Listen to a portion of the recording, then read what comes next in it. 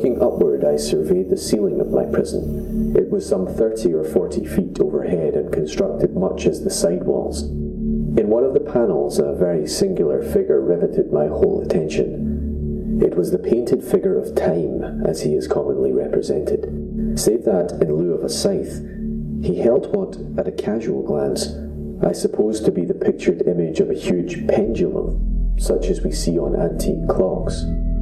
There was something, however, in the appearance of this machine, which caused me to regard it more attentively. While I gazed directly upward at it, for its position was immediately over my own, I fancied that I saw it in motion. In an instant afterward, the fancy was confirmed. Its sweep was brief, and of course, slow. I watched it for some minutes, somewhat in fear, but more in wonder. Wearied at length with observing its dull movement, I turned my eyes upon the other objects in the cell. A slight noise attracted my notice, and upon looking to the floor I saw several enormous rats traversing it. They had issued from the well, which lay just within view to my right. Even then, while I gazed, they came up in troops, hurriedly with ravenous eyes, allured by the scent of the meat. From this it required much effort and attention to scare them away. It might have been half an hour, perhaps even an hour, for I could take but imperfect note of time, before I again cast my eyes upward. What I then saw confounded and amazed me. The sweep of the pendulum had increased in extent by nearly a yard. As a natural consequence, its velocity was also much greater. But what mainly disturbed me was the idea that it had perceptibly descended. I now observed, with what horror it is needless to say, that its nether extremity was formed of a crescent of glittering steel, about a foot in length from horn to horn, the horns upward, and the under edge evidently as keen as that of a razor. Like a razor also, it seemed massy and heavy, tapering from the edge into a solid and broad structure above. It was appended to a weighty rod of brass, and the whole hissed as it swung through the air. I could no longer doubt the doom prepared for me by monkish ingenuity and torture. My cognizance of the pit had become known to the inquisitorial agents, the pit whose horrors had been destined for so bold a recusant as myself.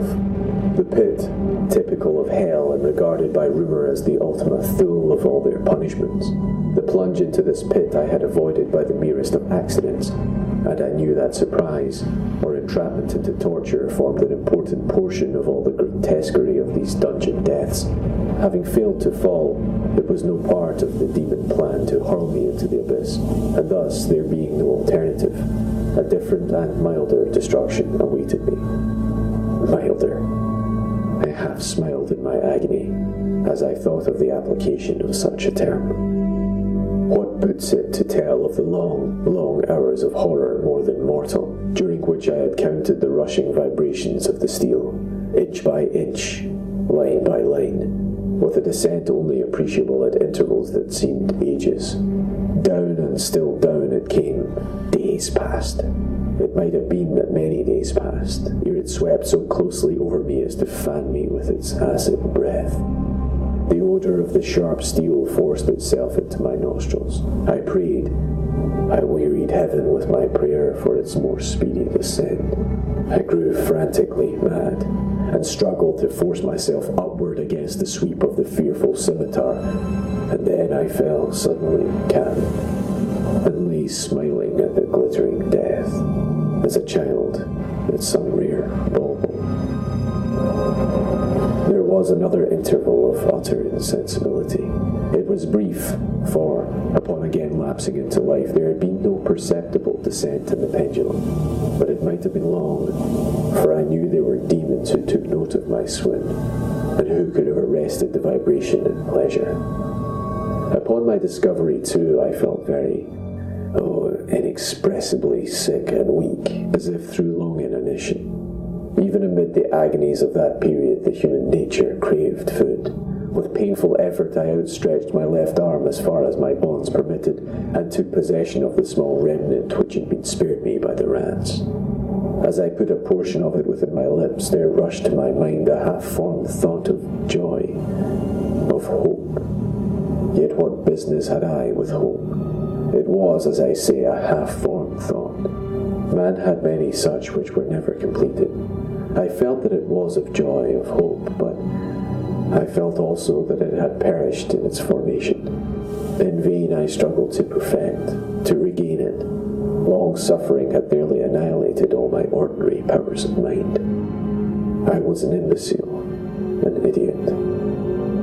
The vibration of the pendulum was at right angles to my length. I saw that the crescent was designed to crest the region of the heart. It would fray the serge of my robe. It would return and repeat its operations again and again. Notwithstanding its terrifically wide sweep, some 30 feet or more, and the hissing vigour of its descent sufficient to sunder these very walls of iron, still the fraying of my rope would be all that, for several minutes, it would accomplish. And at this thought I paused. I dared not to go farther than this reflection. I dwelt upon it with a pertinacity of attention, as if, in so dwelling, I could arrest here the descent of the steel. I forced myself to ponder upon the sound of the crescent as it should pass across the garment, upon the peculiar thrilling sensation which the friction of cloth produces on the nerves. I pondered upon all this frivolity until my teeth were on edge. Down, steadily down it crept. I took a frenzied pleasure in contrasting its downward with its lateral velocity, to the right, to the left, far and wide, with the shriek of a damned spirit, to my heart with the stealthy pace of the tiger.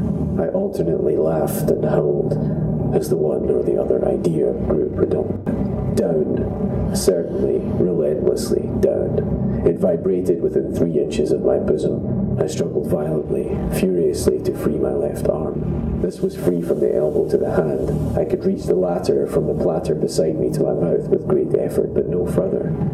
Could I have broken the fastenings above the elbow, I would have seized and attempted to arrest the pendulum. I might as well have attempted to arrest an avalanche. Down, still unceasingly, still inevitably down. I gasped and struggled at each vibration. I shrunk convulsively at its every sweep. My eyes followed its outward or upward whirls with the eagerness of the most unmeaning despair. They closed themselves spasmodically at the descent, although death would have been a relief. Oh, how unspeakable. Still I quivered in every nerve to think how slight a sinking of the machinery would precipitate that keen, glistening axe upon my bosom. It was hope that prompted the nerve to quiver, the frame to shrink. I was hope, the hope that triumphs on the rack, that whispers to the death condemned, even in the dungeons of the Inquisition. I saw that some 10 or 12 vibrations would bring the steel in actual contact with my rope. With this observation there suddenly came over my spirit all the keen, collected calmness of despair.